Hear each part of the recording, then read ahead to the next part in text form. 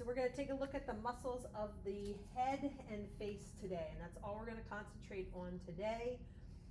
We're going to try to take the muscles that you need to know in groups that are on that chart that's in Schoology. So we're just going to work on the muscles of the head and face. Tomorrow we're going to do the trunk and the arm, and then the last day, I guess that would be Thursday, or Friday, do the muscles of the leg. All right, so we'll take them in pieces. All right, so I have a picture up here, the muscles of the face, and I'm going to go through them as they are in the chart so that you can sort of follow them as we go. All right, so first we have the frontalis. The frontalis is named, so their column there, how they're named, it's named for its location because it's on the frontal bone. All right, so it should be easy to remember if you remember your bones. This is the frontal bone, the frontalis muscle is here. All right, so I will label it right here. Let's see what color we want so that we can see. I'll do blue. All right, this is the frontalis muscle. All right here. So it's your forehead.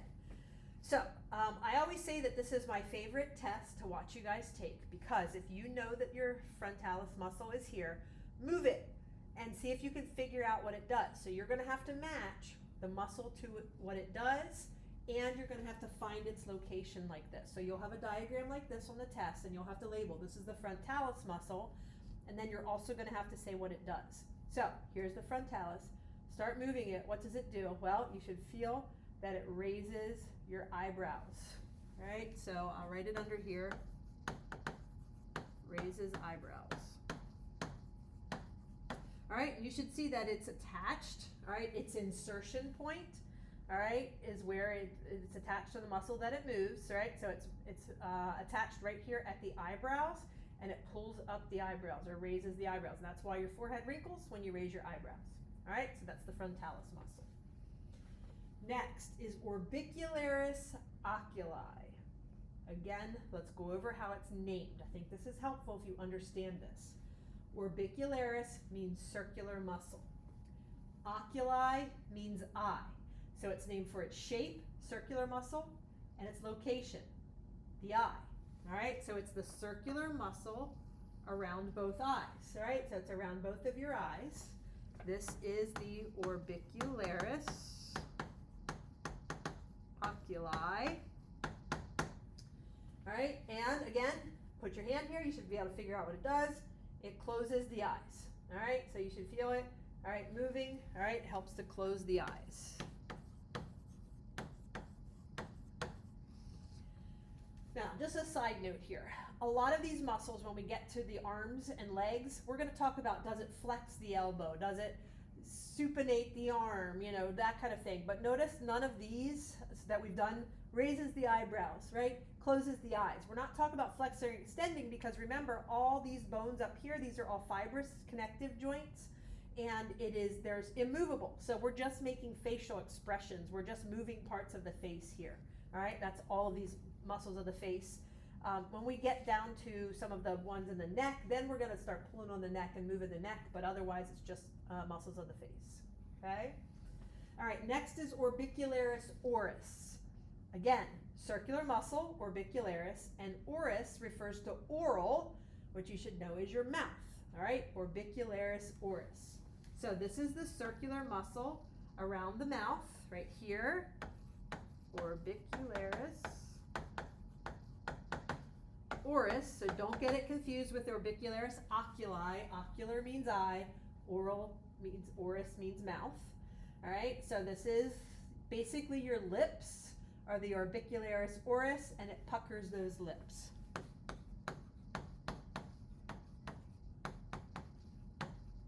Okay, so I always say that I've heard this works every time. Now, when you want a kiss from someone, significant other, now instead of saying bring your lips to me, you can actually sound smart and say bring your orbicularis oris to me. I've heard it works every time. I mean, what could be sexier than being smart, right? So now you can name it. All right, try it out. I think it works. All right, so that's your lips, puckers your lips. Okay, orbicularis oris. All right, next on the list is the buccinator. This one we can't really say how it's named. It's sort of named for its location because the word buccal means cheek. All right, so they call it the buccinator. So it is a muscle that goes from the zygomatic bone down to your lips. All right, so it goes like in this indentation of your cheek right here. All right, so it is actually, I guess it goes back this way a little bit. All right, so this is your buccinator right here, and it goes back behind this muscle here. All right, so we're going to go with this one. This is the buccinator.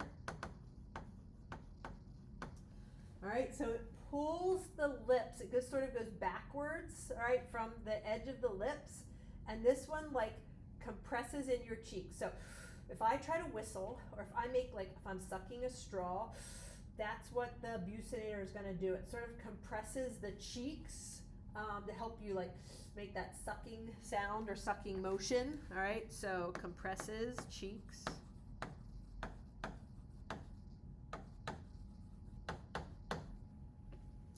And I feel like this is too thick for me to write. I'm going to go thinner here. There we go.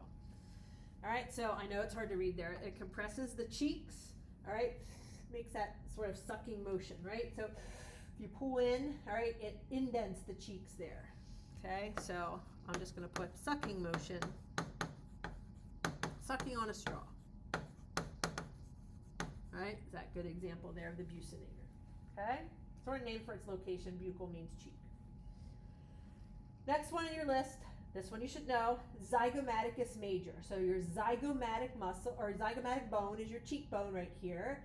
And major, there's a couple muscles here, and it's right here. So you can see like there's a big one here, and then there's a smaller one. We're just going to know them together. That's called the zygomaticus major. So I know I'm running out of room in here, but zygomaticus major. So this is the one that goes from your cheek up, or from your lips up to your cheekbone, okay? And this one, when you smile, it puffs out, all right here, all right, because this is the smile muscle, right? It pulls the corners of your mouth up into a smile, all right? So I'm just gonna write that up here. I know I'm getting a lot of words in there, but that's the smile muscle, right? It makes you smile, all right? Pulls the corners of your mouth up, all right, in a smile, all right? That's why your cheeks puff up when you do that, okay? That's the zygomaticus major. All right, next is masseter or masseter. I've heard it said both ways. I'll tell you how it's named here in a little bit. I think it's a stretch. But this is the muscle that goes down on your jaw, all right? This big thick one back here on the back of your mandible, back here by your ear, all right, down here. So it's this muscle right here, all right? So it goes up to the zygomatic bone and down over your mandible, all right? So this is called the masseter, or masseter muscle. And again, don't know what it does, put your hand there, and if you clench your jaw, you should feel it sticking out. So it closes the jaw. That's why it sticks out. And I can feel my hands moving when I clench my jaw, right? I'll just put clenches and closes the mandible or the jaw. Okay? All right, so that is your masseter or masseter. So how's it named?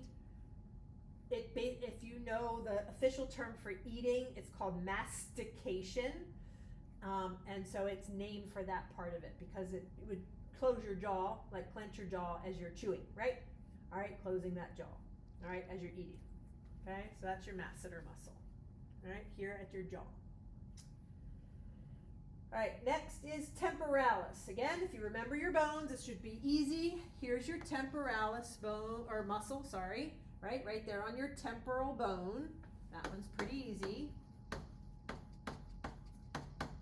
And this muscle is one of those synergist muscles that we talked about yesterday. It's a helper muscle. So your masseter clenches your jaw. That's the prime mover of that motion.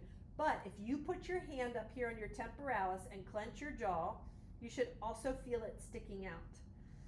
So it also does the same thing. So I'm just going to draw an arrow. It does the exact same thing. It is a helper muscle to the masseter. They both do the same thing. All right, so that's why here it should stick out when you clench your jaw. You should feel it when you do that. Some people say when they chew gum, they don't like to chew gum because they get a headache. And some of it is just that you're using that temporalis muscle up here and it causes pain, right? You're just overusing it as you chew gum, and that's why you get a headache, all right? Because it helps that masseter do its job. All right, so that's temporalis, all right, on the temple or in the temporal bone. All right, next is called the platysma muscle. So this muscle right here, it actually is on the front of our neck. It starts at our jaw or our mandible and it goes the whole way down the neck to like the clavicle area. So this is the platysma. We can skip how it's named. It doesn't follow any of our conventions that we talked about and how it's named, so we don't have to worry about that. And again, I'm not going to test you on how muscles are named, but I think if you understand how they're named, it helps you learn about those muscles. Like for these, orbicularis oculi, if you understand that that means circular muscle around the eye, it's easy to find. All right, this is why I go over them. All right, so platysma is here. Just ignore how it's named. And this one does the opposite of the zygomaticus major, where that one smiles and pulls the corners of the mouth up into a smile. This one pulls them down, right? It's underneath here over the chin. It pulls them down, so it's the frown muscle. All right, so this one frowns or pulls the corners of the mouth down. So you may have heard the saying that it takes more muscles to frown than it does to smile. That's technically true because this is a pretty big muscle that goes down over your, you can see how big this is compared to this little one that pulls it up. So there are more muscles there to help you frown than there are to help you smile. All right, so I guess that's a true statement, okay? All right, and then we have one last one, my favorite one, sternocleidomastoid. All right, so this one is found underneath here. I'm going to list it over here.